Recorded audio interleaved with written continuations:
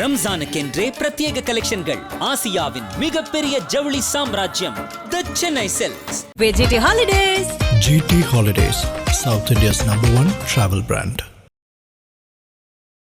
வணக்கம் சார். வணக்கம். ஈரான் மீதான தாக்குதல் இஸ்ரேல் அமெரிக்க படையில் அதிகப்படுத்தியிருக்கிறதாலும் இன்னொரு புறம் ஈரானும் பதிலடி தாக்குதல் கொடுத்துட்டு இருக்காங்க. கிட்டத்தட்ட இஸ்ரேலில் கூடிய பிரதமர் அலுவலகம் தாக்கப்பட்டிருக்காங்க செய்திகள் வருது.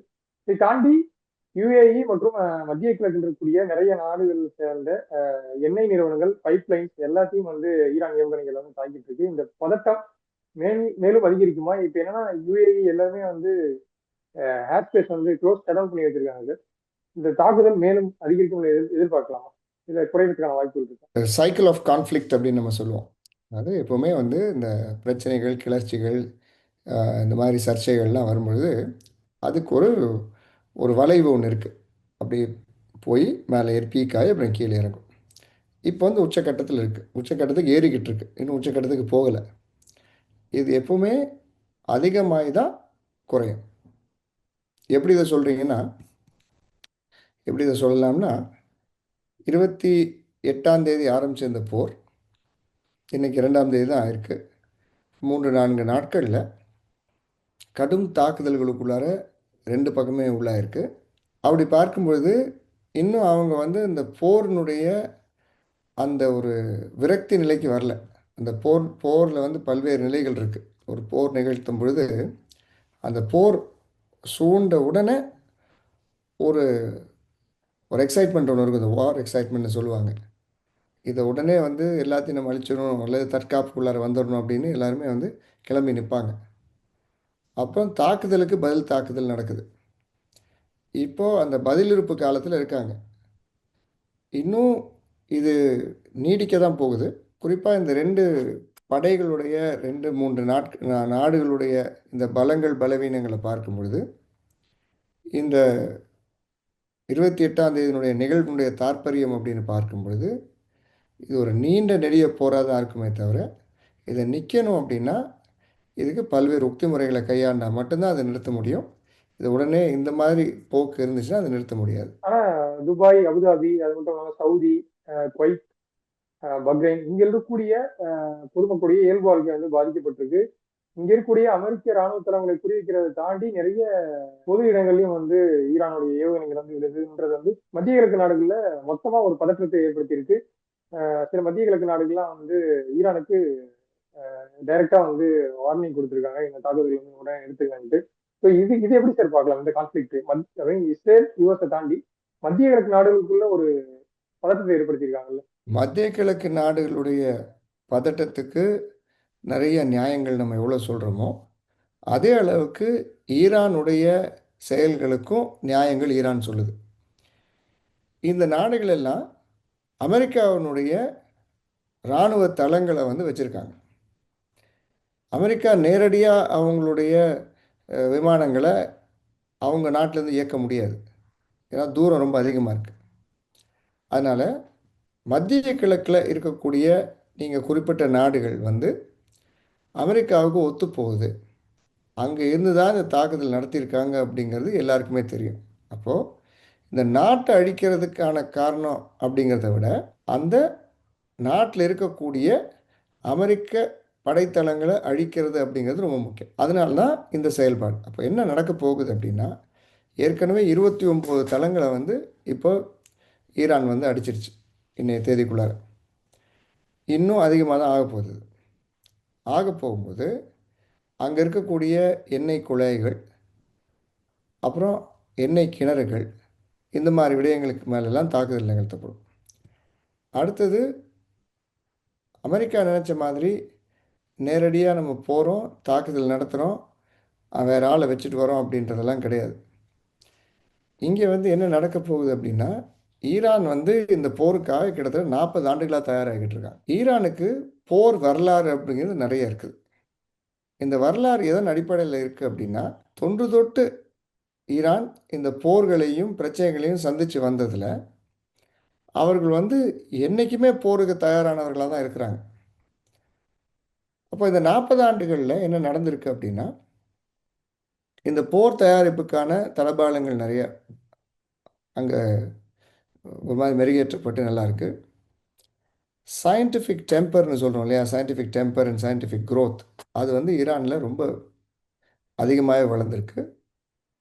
அதோடு இருக்கக்கூடிய ஆயுத பலமும் இந்நேரம் அதிகமாக தான் இருக்கும். அப்போ அவங்க நினச்ச மாதிரி நியூக்ளியர் வெப்பன் இல்லையே தவிர மற்றபடி வேறு நிறைய வெப்பன்ஸ் அவங்க வச்சுருப்பாங்க. இது எல்லாமே வந்து தீரும் பொழுது தான் ஒரு மிகப்பெரிய தீர்வு வரும். அது மட்டும் இல்லாமல் விமர்சகர்கள் எல்லாம் என்ன சொல்கிறாங்கன்னா, ஈரான் வைத்திருக்கக்கூடிய ஆயுதங்களுக்கும் அமெரிக்கா வைத்திருக்கிற ஆயுதங்களுக்கும் மிகப்பெரிய வித்தியாசம் இருக்குது. ஈரான் வைத்திருக்கக்கூடிய ஆயுதங்கள் விலை குறைவானதாகவும், அமெரிக்கா இஸ்ரேல் வைத்திருக்கக்கூடிய ஆயுதங்கள் மிக அதிக விலை கூடியதாகவும் இருக்குது. அப்போ விலை குறைந்த ஆயுதத்தை ஒரு அதிகமான ஆயுதத்தை வச்சு அழிக்கும் பொழுது அங்கேயே வந்து யாருக்கு பலம் அதிகம் அப்படின்னு நமக்கு தெரிஞ்சு வந்துடுது. ஏன்னா விலை குறைந்த ஆயுதம் இருக்கவன் அதிகமாக வச்சுருப்பான், விலை அதிகமாக இருக்கக்கூடிய ஆயுதங்கள் குறைவாக இருக்கும். அப்போது இந்த நிலைமையை நோக்கி தான் நம்ம போய்கிட்டு இருக்கோம். என்ன நடக்கும் அப்படின்னு பார்த்தா, மத்திய கிழக்கில் இருக்கக்கூடிய நாடுகள் ஒன்றாக திரண்டு இந்த போரை தயவுசெய்து நிப்பாட்டுங்க அப்படின்னு ஈரானுக்கு ஒரு கோரிக்கை வச்சு, நாங்கள் அமெரிக்காவுடைய பிடியிலிருந்து நாங்கள் வெளியே வந்துடுறோம், எங்களை வந்து இதுக்கு மேலே எங்களை இன்னுமே இந்த போர் பாதிப்புக்குள்ளாக்காதீங்க அப்படின்னு சொல்லி கேட்டு தான் இந்த போரை நிறுத்துறதுக்கான வாய்ப்பு இருக்குது. இல்ல அதற்கான சான்சஸ் இருக்காது. ஏன்னா ஏன்னா ஈரானுக்கும் இஸ்ரேல் யுஎஸ்க்கும் இருக்கக்கூடிய ஒரு சாதாரண போர் மட்டும் கிடையாது. ஈரானுடைய உச்ச தலைவர் வந்து இந்த சம்பவத்துல இந்த போர்ல வந்து படுகொலை செய்யப்பட்டிருக்காரு. ஸோ அந்த சுச்சுவேஷன்ல இது ஒரு அரசியல் கொலையா மட்டும் அமெரிக்கா வந்து கடந்த காலங்கள்ல மற்ற நாடுகள் மேல போர் தொடுத்து சதாம் ஹுசேன் ஆகட்டும், இப்போ வெனின்சுலா அதிபராகட்டும் கைது செய்ததாகட்டும், இதெல்லாம் போல ஒரு இந்த நிகழ்வு வந்து ஒரு அரசியல் கொலையா கடந்து போலாமா, இல்ல ஈரான் இந்த விஷயத்தை பேச்சுவார்த்தைக்கு ஒத்து வருவாங்க? அதுதான், ஈரான் கிட்ட மன்றாடுறதுங்கிறது வேற, கேட்கறதுங்கிறது வேற. அரபு நாடுகள் ஒன்றாக சேர்ந்து ஈரான் கிட்ட தயவு செய்து நிப்பாட்டுங்கன்னு சொல்லி கேட்குற அளவுக்கு செஞ்சுருவாங்க. ஈரான் எதுக்கும் துணிஞ்சவங்கன்னு நமக்கு தெரியும். ஏன்னா ஏற்கனவே இது ஈரான் நியூக்ளியர் டீல் வரும் பொழுது அவங்க ரொம்ப தெளிவாக இருந்தாங்க. நான் எங்ககிட்ட நியூக்ளியர் வெப்பன்ஸ் இல்லை, அதை பற்றி நாங்கள் செய்யவும் மாட்டோம் அப்படின்னு சொல்லிட்டாங்க. இப்போ ஸ்டாக் பைலிங் அப்படிங்கிறது, இந்த கிடங்குகளை கூட்டுறது அப்படிங்கிறது இல்லைன்னு சொல்லிக்கிட்டாங்க, இல்லைன்னு ஒத்துக்கிட்டாங்க. ஆனால் இதை தாண்டி இந்த எழுதின மை காயறதுக்குள்ளாரையே இந்த தாக்குதல் நடந்திருக்குது. அப்போ ஈரான் வந்து அமெரிக்கா மேலே இருந்த நம்பிக்கையை வந்து இழந்துருச்சு மொத்தமாக. அது மட்டும் இல்லாமல் ஒரு நாட்டினுடைய தலைவர் வந்து 30 ஆண்டு காலமாக வந்து அந்த நாட்டை வளர்த்து எடுத்தவர் அப்படிங்கிறது வந்து, அவர் சரியோ பிழையோ அது ரெண்டாவது விஷயம், ஒரு நாட்டினுடைய இறையாண்மைக்கு எதிராக நடந்த ஒரு விஷயமாக தான் அவங்க பார்க்குறாங்க. அப்போ இதுக்குரிய பதில் தாக்குதல் செலுத்துறதுக்கு அவங்க எந்த தாமதமும் செய்யலை, உடனடியாகவே தாக்குதலை இறக்கிட்டாங்க. இந்த தாக்குதலில் இறங்கினதில் என்ன ஒரு விஷயம்னா, பன்முனை தாக்குதலாக ஆக்குறாங்க. அவங்க பன்முனை தாக்குதலாக நடத்தும் பொழுது அவங்க அமெரிக்கா தளபாடங்களை அடிக்கிறாங்க, இஸ்ரேலுடைய தாக்குதலை சந்திக்க தயாராக இருக்காங்க. இன்னொரு பக்கம் இதனால் ஏற்படக்கூடிய மிக கொடூரமான இந்த பணவீக்கத்தையும் ஏழ்மையும் கூட சகிக்கிறதுக்கு தயாராக இருக்காங்க. அந்தளவுக்கு தயார் நிலையில் இருக்காங்க. இது நடக்கும் பொழுது உலகம் என்ன பண்ணும் அப்படின்னா, உலகத்தில் இருக்கக்கூடிய மிகப்பெரிய பொருளாதாரங்கள் வந்து பயங்கரமாக அடிப்படும். ஏன்னா அந்த ஸ்ட்ரேட் ஆஃப் ஹோமஸ் அப்படின்னு சொல்கிறாங்க இல்லையா, அந்த இடத்த இவங்க மூடிட்டாங்க. கிட்டத்தட்ட உலகத்தில் இருக்கக்கூடிய ஒரு 1/4 பாகம் எண்ணெயானது வந்து அந்த வழியை தான் போகணும், வரணும். சீனாவுக்கும் அந்த வழியாக தான் போகணும். பல்வேறு நாடுகளுக்கு அங்கேருந்து தான் எண்ணெய் வளங்கள் போய் ஆகணும். அந்த வழியை போகலை அப்படின்னா சபார் போர்ட், இந்தியா வந்து நிர்மாணிக்கக்கூடிய சபார் போர்ட்லேருந்து வரணும். எண்ணெய் விலை ஏறுது அப்படின்னாலே மக்கள் மத்தியில் பயங்கர பதட்டம் ஏற்படும். இன்றைக்கி நீங்கள் பார்த்தீங்கன்னா ஐரோப்பாவில் இன்று காலையில் எண்ணெயுடைய விலை ஒரு பீப்பாய்க்கு $100 போயிடுச்சு. 68 69 இருந்தது, கிட்டத்தட்ட $35 ஒரே நாளில் ஏறிடுச்சு. அது ஆன்டிசிபேட்டட் தான். அப்போ இப்படி இருக்கும் பொழுது இந்த போரை வந்து சமாளிக்கிறது மிக மிக கடினம். இதை வந்து நிரந்தரமாக கொண்டு போகிறதுங்கிறது கஷ்டம் மற்ற நாடுகளுக்கு. ஆனால் ஈரானை பொறுத்தவரையில் நாங்கள் தயாராக தான் இருக்கிறோம் எதுக்குன்ற மாதிரி அவங்க காட்டுறாங்க. இன்னொரு பக்கம் அரேபிய நாடுகளுடைய வியாபாரம் வந்து கடுமையாக பாதிக்கப்பட்டிருக்கு. ஸ்டாக்கினுடைய விலை ஷேர் மார்க்கெட்டில் கிடுகிடுன்னு சரிஞ்சிருச்சு. நேற்று முந்தா நேற்றுலாம் பார்த்தீங்கன்னா சரிஞ்சிருச்சு. ஆனால் இதே சமயத்தில் வேறு இன்னொரு புறம் பார்க்கும்பொழுது ஆயுதம் விற்கக்கூடிய அந்த நிறுவனங்களுடைய ஸ்டாக் மிகப்பெரிய அளவில் வளர்ச்சி கண்டிருக்கு. இப்போ இதெல்லாம் மக்கள் பார்த்துக்கிட்டு தான் இருக்காங்க. இப்போ துபாய் மாதிரி ஒரு ஏர்போர்ட்டை ஒரு வாரத்துக்கு மேலே மூடி வைக்க முடியாது. ஏன்னா நிறைய வர்த்தகம் அங்கே தான் இருக்குது. அங்கே பில்லியன் கணக்கில் இந்த வர்த்தகம் நடக்குது. குறிப்பாக இந்தியர்களுடைய வர்த்தகம் அங்கே அதிகமாக இருக்குது. அப்போ உலகம் பார்த்துக்கிட்டு சும்மா இருக்காது, சும்மா இருக்கவும் முடியாது. கண்டிப்பாக ஒரு தீர்வுக்கு கூடிய விரைவில் கொண்டு வந்தே ஆகணும். ஆனால் ஈரான் அதுக்கு தயாராக இருக்க மாட்டாங்க. அவங்களுக்கு தேவை இந்த இந்த ப்ராசஸில் என்ன ஆகும்னா, இஸ்ரேலுக்கும் அமெரிக்காவுக்கும் கடும் பாதிப்பு இருக்கும், ஈரானுக்கும் இருக்கும். இது எப்படின்னா, எனக்கு 2 கண்ணு போனாலும் பரவாயில்ல, அவங்களுக்கு ஒரு கண்ணாவது போகணும் அப்படிங்கிற மாதிரி அந்த போட்டிக்கு வந்துருச்சு.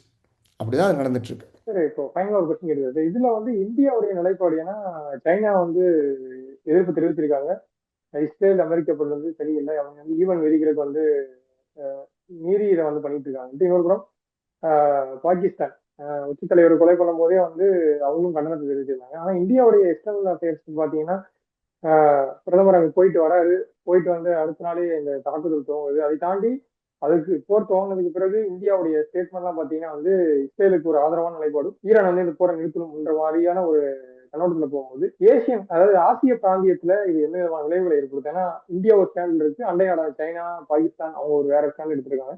இப்போ இந்தியாவுக்குள்ள ஏசியாவில் இது என்ன மாதிரியான ஒரு சுச்சுவேஷன் ஏற்படுத்தும்? இந்தியா வந்து ஒரு முக்கியமான ஒரு நிலைப்பாட்டில் இருக்குது, ஒரு நிலையில் இருக்குது. நிலைப்பாடுங்கிறது நிலையில் இருக்குது.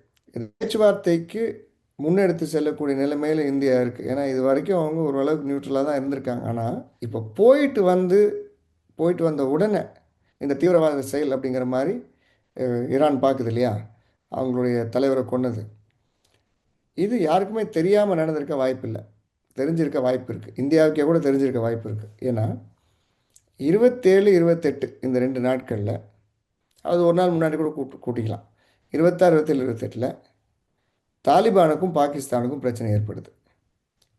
அதில் பாகிஸ்தான் முழு கவனத்தை செலுத்துது. அந்த சமயத்தில் ஈரானிய அதிபரை கொள்கிறாங்க. இந்திய பிரதமர் அதுக்கு ஒரு நாள் முன்னாடி போயிட்டு வர்றாரு.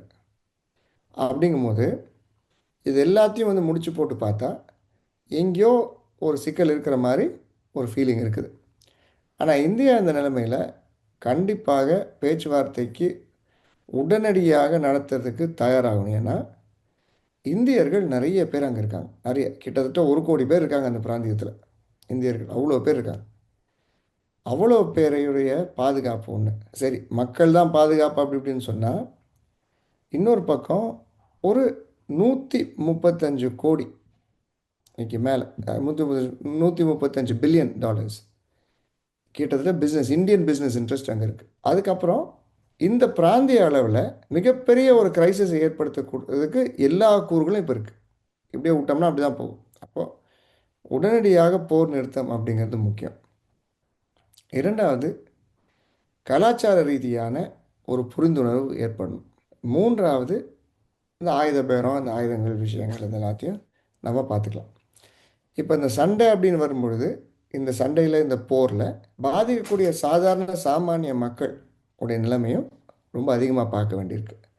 அதனால் இப்போதைக்கு உடனடியாக தேவையானது வந்து 2 பக்கங்களும், அது இஸ்ரேல் அமெரிக்கா மற்றும் இந்த பக்கம் ஈரான், எல்லா பக்கங்களும் உடனடியாக போர் நிறுத்தத்துக்கு வந்தாங்கன்னா தான் அடுத்த கட்டம் ஏதோ ஓரளவுக்காவது ஸ்மூத்தாக இருக்குமே தவிர இப்போ இருக்க நிலைமையில் ப்ரொசீட் பண்ணுறதுங்கிறது ரொம்ப ரொம்ப கஷ்டமாக இருக்கும். கண்டிப்பாக சார், பொறுத்திருந்து பார்த்தோம் இந்த சுச்சுவேஷன் அடுத்து எதை நோக்கி போதுன்ட்டு. நேரம் ஒதுக்கி இது குறித்து நிறைய தகவல் பண்ணிட்டீங்க. நேரத்திற்கு ரம்ஜானுக்கென்றே பிரத்யேக கலெக்ஷன்கள். ஆசியாவின் மிகப்பெரிய ஜவுளி சாம்ராஜ்யம் the Chennai silks. GT Holidays, South India's #1 travel brand.